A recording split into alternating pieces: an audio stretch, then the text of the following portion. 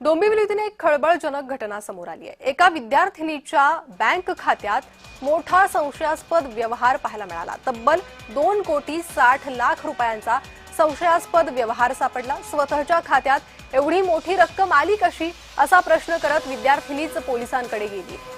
तर विद्यार्थिनीनं पोलिसांकडे धाव घेतली, मात्र पोलिसांकडून प्रकरणी टाळाटाळ केल्याचा आरोप विद्यार्थिनीकडून करण्यात आलाय। आता मनसेनं या प्रकरणात उडी घेतली, त्यामुळे प्रकरणाला राजकीय वळण मिळालंय।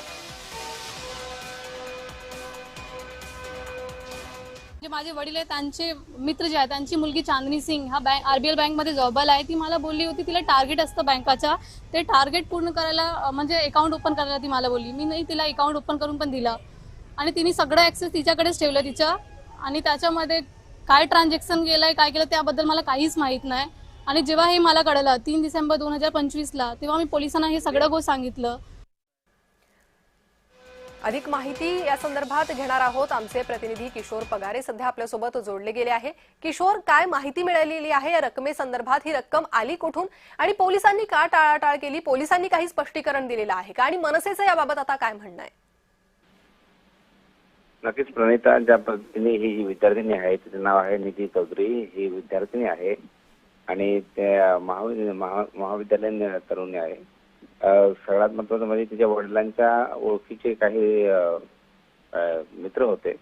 त्यांच्या मुलीने तिला सांगितलं की काही रक्कम तुझ्या अकाउंटवर आम्ही टाकू आणि माझं एक ट्रान्झॅक्शन आहे एका कंपनीमध्ये। अशा प्रकारे तिने तिचं अकाउंट एका बँकेत खोललं आणि त्यानंतर त्या अकाउंटवर जवळजवळ 2 कोटी इतकी मोठी रक्कम जमा झाली होती। त्यानंतर तिने संशयास्पद तिला विचार नाही केले तरी तिने सांगितलं तसं काही नाही, काही होणार नाही, आमचे ट्रान्झॅक्शन आहे। आणि त्यानंतर असं कळतं की तिच्या नावावर जवळजवळ 3 ते 4 वेगळे अकाउंट खोलले गेले आणि त्या अंतर्गत आता ह्या 4 अकाउंटमध्ये पैसे जमा झाल्यानंतर ती रक्कम काढून घेण्यात आली।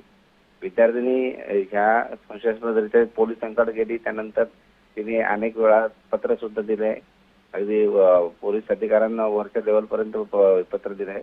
मात्र त्याची तक्रार फक्त एक कागदपत्रावर घेतलेली आहे, अर्ज म्हणून तक्रार घेतलेली आहे।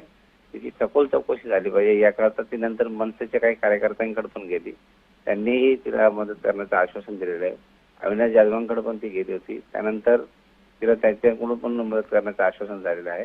परंतु ठोस अशी भूमिका ह्या मुलीचे जो संभ्रम तिला जो निर्माण झाला की त्या आरोपींना पकडावं आणि त्यांनी जे पसार झालेले आहे, जे त्याने वडिलांना फसवलेलं आहे, तिला फसवलेलं आहे, त्याची सखोल चौकशी झाली पाहिजे अशी तिची मागणी आहे। जी किशोर, धन्यवाद या सविस्तर माहितीसाठी।